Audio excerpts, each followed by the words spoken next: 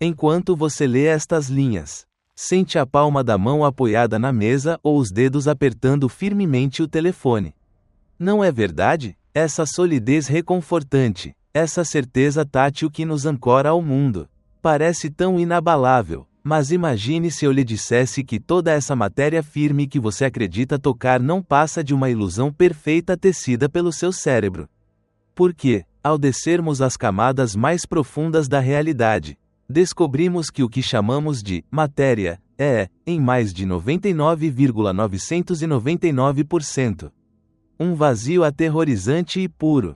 Se ampliássemos o núcleo de um átomo até o tamanho de um estádio de futebol gigantesco, o núcleo seria apenas uma bolinha minúscula no centro do gramado, enquanto os elétrons girariam como grãos de poeira nas tribunas mais distantes. O resto, um abismo silencioso. Quando você se senta na cadeira, não há contato real, são as nuvens de elétrons dos seus átomos repelindo as nuvens dos átomos da madeira por meio da força eletromagnética que sussurram, mentindo suavemente, a sensação de toque. Você, eu e tudo o que vemos somos, no fundo, fantasmas flutuando sobre o nada. E no coração desse vazio dançam as peças mais fundamentais do universo: elétrons, fótons, quarks. Eles não são as bolinhas obedientes e duras dos livros didáticos do ensino médio. São entidades caóticas, imprevisíveis, quase mágicas, que desafiam qualquer intuição humana. Essa loucura nos leva ao experimento que atormentou Albert Einstein até seu último suspiro e fez Richard Feynman confessar. Com um suspiro profundo, acho que posso dizer com segurança que ninguém entende realmente a mecânica quântica. O experimento da dupla fenda. Cientistas dispararam fótons, partículas de luz, um a um contra uma barreira com duas fendas estreitas. Observando o que acontecia na tela atrás. No mundo macroscópico que conhecemos, se você atirasse pedras por duas portas, esperaria apenas duas faixas de impacto na parede oposta. Mas no reino quântico ocorre algo de arrepiar, surge um padrão de interferência. Faixas claras e escuras alternadas, como ondas de um lago onde duas pedras caíram e se entrelaçaram. O fóton não se comportou como partícula única, agiu como onda, passando simultaneamente pelas duas fendas, interferindo consigo mesmo. Até aqui, estranho, mas aceitável, a luz possui dualidade onda-partícula. O verdadeiro terror começa quando colocamos detectores ultrassensíveis ao lado das fendas para espionar por qual abertura o fóton passa. No instante em que a observação é ativada, algo mágico e assustador acontece: o padrão de interferência desaparece. O fóton abandona a natureza ondulatória. Comporta-se como uma partícula bem comportada e deixa apenas duas faixas simples na tela. Quando ninguém olha, ele é uma nuvem de possibilidades, presente em todos os lugares ao mesmo tempo. Quando olhamos, ele é forçado a escolher um único caminho, uma única realidade. O ato de observar molda o destino da matéria. Essa revelação nos leva ao pensamento mais famoso da história da ciência, o gato de Schrödinger. Imagine uma caixa de aço selada contendo um gato. Um átomo radioativo com 50% de chance de decair em 1 hora e um mecanismo que libera veneno se o decaimento ocorrer. Segundo a interpretação de Copenhague da mecânica quântica, enquanto a caixa permanece fechada, o átomo está em superposição, decaído e não decaído ao mesmo tempo. Consequentemente, o gato existe em um estado sobreposto, vivo e morto simultaneamente. Não é, pode estar vivo ou morto. É ambos, matematicamente, até que a observação force o colapso. Mas quem disse que o universo precisa escolher? Em 1957, nos corredores gelados da Universidade de Princeton, o jovem e audacioso estudante de doutorado Hugh Everett Yee fez a pergunta proibida: por que o gato tem de escolher?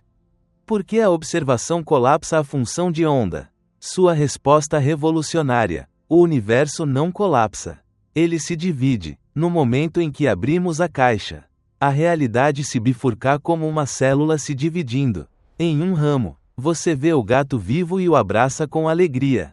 No outro, seu eu idêntico vê o gato morto e chora desconsolado. Ambos os universos são reais. Ambos têm memórias, passado e futuro próprios, mas nunca se tocam. Essa é a interpretação dos muitos mundos. Nela, não existe probabilidade. Tudo o que pode acontecer, acontece, em algum lugar. Esta manhã, quando hesitou entre café ou chá, em um universo você sentiu o aroma quente do café, em outro, o amargor reconfortante do chá. Anos atrás, na encruzilhada entre partir para a grande cidade ou ficar na terra natal. Uma versão sua seguiu cada caminho. E na hora da morte, a imortalidade quântica garante que sua consciência sempre migra para o ramo onde sobrevive. Você sente que escapou por pouco, mas trilhões de outras versões suas pereceram. Você é a soma dos sobreviventes, caminhando sobre os túmulos invisíveis dos seus eus paralelos. Para Everett, essa ideia não foi consolo, foi tragédia. Sua tese foi ridicularizada por Niels Bohr e ignorada pela comunidade conservadora da época. Ele abandonou a física teórica, trabalhou em defesa e morreu aos 51 anos, vítima de infarto, alcoólatra e solitário. Em outro universo, talvez ele receba o Nobel entre aplausos. Em nosso ramo, morreu desconhecido. Anos depois, sua filha Elizabeth, atormentada por problemas mentais, suicidou-se. No bilhete encontrado pela polícia, uma frase que corta a alma: não estou morrendo. Apenas vou para o universo paralelo onde meu pai ainda vive. Se a teoria estiver certa, ela não delirava. Em algum galho da árvore das possibilidades, ela abriu a porta e foi recebida pelos braços abertos do pai. Mas essas são apenas equações no papel. Os dados mais recentes do nosso século dizem o contrário. Quando olhamos o mapa da radiação cósmica de fundo em micro-ondas, a fotografia do bebê, do Big Bang, vemos uma uniformidade quase perfeita de temperatura.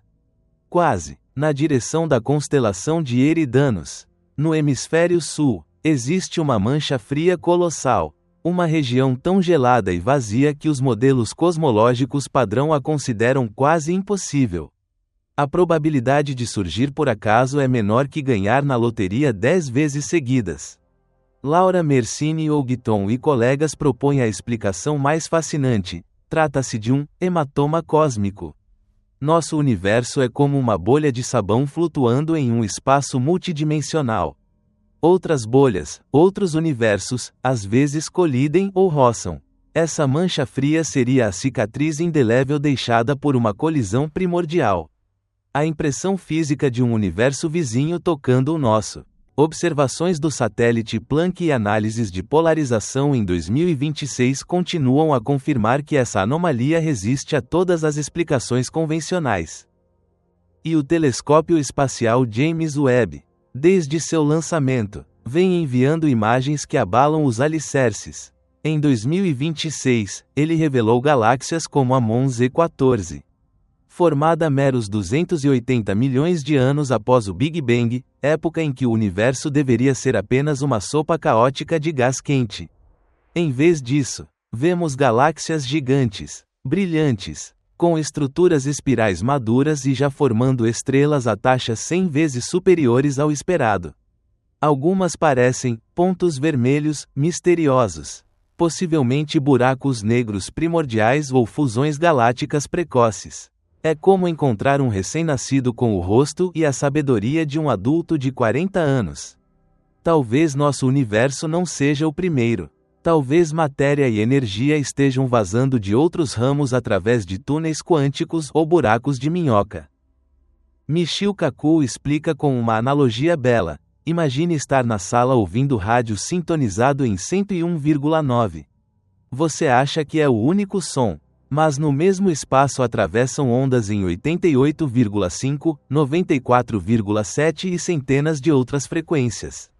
Seu rádio simplesmente não está sintonizado nelas. Os outros universos estão aqui, agora, entrelaçados conosco, mas fora de fase. Às vezes, porém, ocorre um parasita cósmico. Você já sentiu aquele déjà vu arrepiante de reconhecer um lugar onde nunca esteve? Ou adivinhou a frase que alguém ia dizer antes que abrisse a boca? Talvez sejam memórias de outro você vazando através da membrana fina entre realidades. E o efeito Mandela, milhões lembrando Pikachu com ponta da cauda preta. Quando na verdade é amarela, pode ser o eco coletivo de um deslize entre linhas do tempo. Quem é, então, esse, você, que percebe tudo isso?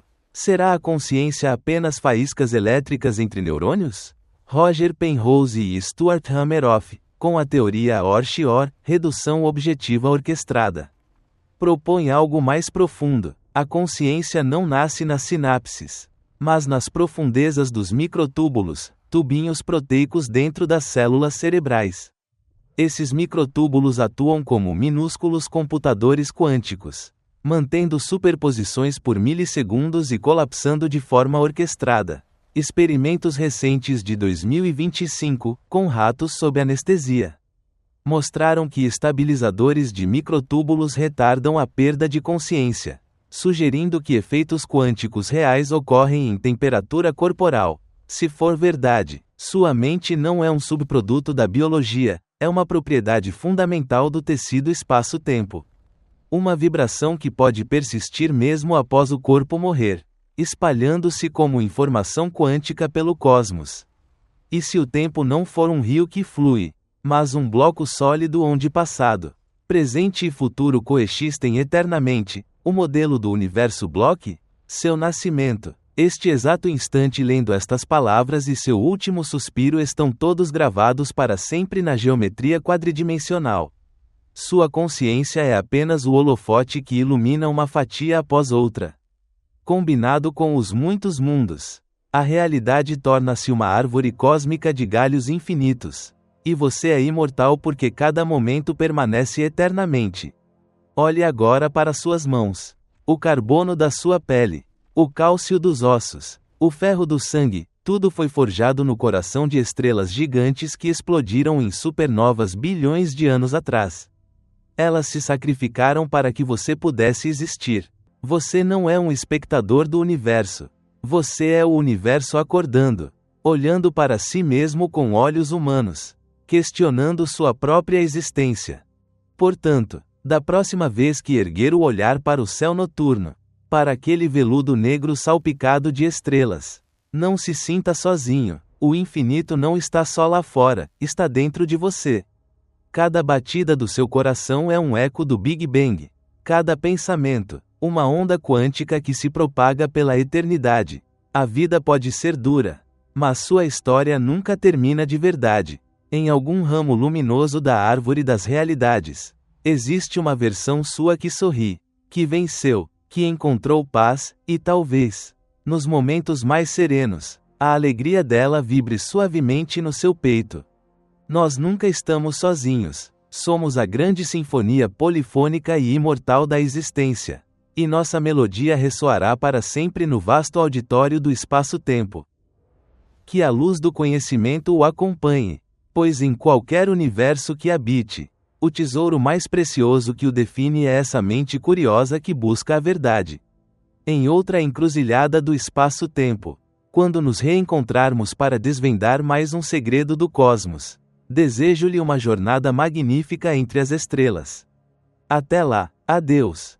Ao final desta jornada, expresso minha profunda gratidão a Albert Einstein, Richard Feynman, Erwin Schrödinger, Hugh Everett, Niels Bohr, Laura Mersini-Ogton, Michio Kaku, Roger Penrose, Stuart Hameroff e a milhares de pesquisadores anônimos. Sem a coragem e a curiosidade incansável deles, ainda seríamos crianças brincando na areia à beira desse oceano cósmico, sem jamais suspeitar dos mistérios que as águas profundas guardam.